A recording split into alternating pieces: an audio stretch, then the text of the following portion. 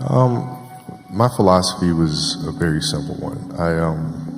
And this is where I think film plays a big part of my life. Rudy was one of my favorite films growing up.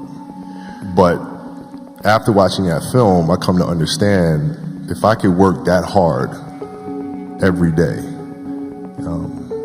with being blessed with the physical tools that I have, what would my career be?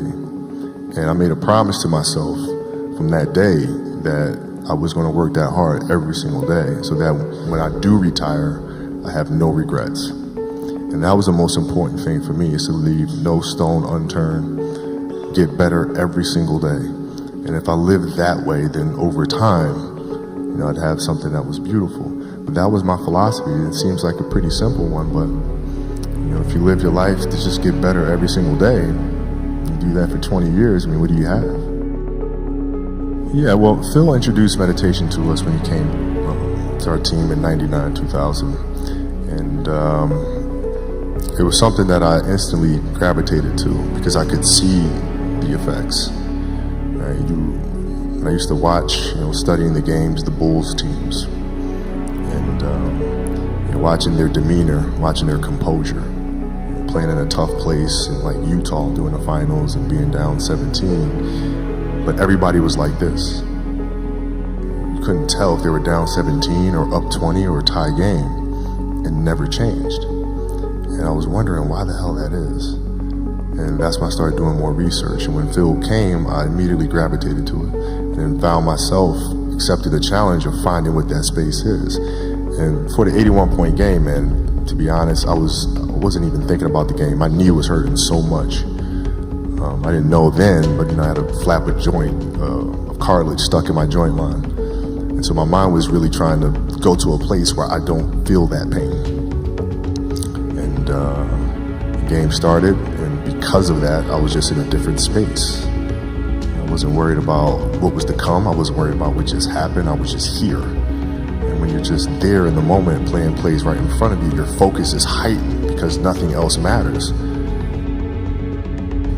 Well, here's why practice was important to me. Not from just the standpoint that I enjoyed playing. Like, I enjoyed being there.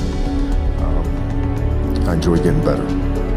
But as a leader of a team, it's also your responsibility to elevate the rest of the guys. And what people tend to get stuck on a lot is saying, okay, the way to make players better is to pass them the ball when they're open. It's a very trivial way to look at things. What you have to do is you have to get them emotionally to want to be better.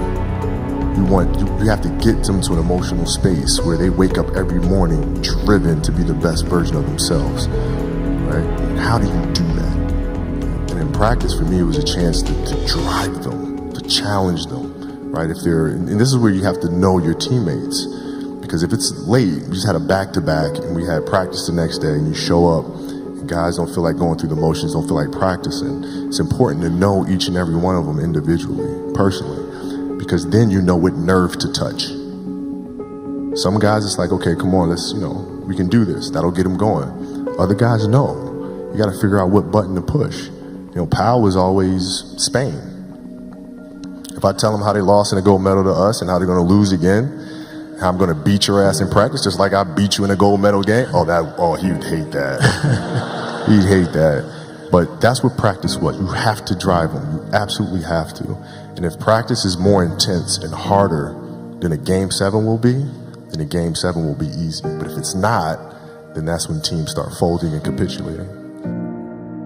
I always dreamed as a kid that, it was possible to score 80 or 90 or 100. I always just had a dream. Like sometimes you lay down in bed and you visualize things and you just kind of, that's at least how I would go to sleep. I'd lay down, I'd imagine playing for the Lakers, and I would imagine what the uniforms look like. I would imagine where we'd be playing and, the smell of the arena and all sort of stuff. And I would see myself, getting hot, and score 10 straight points. But in the dream, why would you ever interrupt that? You're not going to have a dream and be like, okay, and then he misses his next 6. It's not going to happen. So you just keep dreaming and dreaming and dreaming. And before I go to sleep, I'm at 120 points, And so when you grow up, downloading that into your brain over and over and over. And then, that summer, I made 1,000 shots a day. 1,000, right? That's on top of weight training and my conditioning. I made 1,000 shots, and they weren't just shots. It were shots that you saw in that game. They were specific shots. I mean, it was coming out of the corner, going to the pinch post, footwork in the post, coming off the screen. It was very specific. So when you download that into your system and you go out in the court and you're just executing things that you've done thousands of times before, and you have that dream, then that becomes possible. That would be the way you would express it. Sure. Well, no, I mean, it's that's the trick, isn't it? It's finding what you love to do. When we talk about hard work all the time, it's like, man, if you got to get up every single morning and remind yourself how hard you need to work, you probably need to choose a different profession, because that shouldn't be there. Because I wake up in the morning excited to get to it. If I'm not training, I'm missing it. If I'm not watching a game of basketball, I miss it. There's no place I'd rather be. And if you have that feeling, then you're truly doing what God has put you on this earth to do.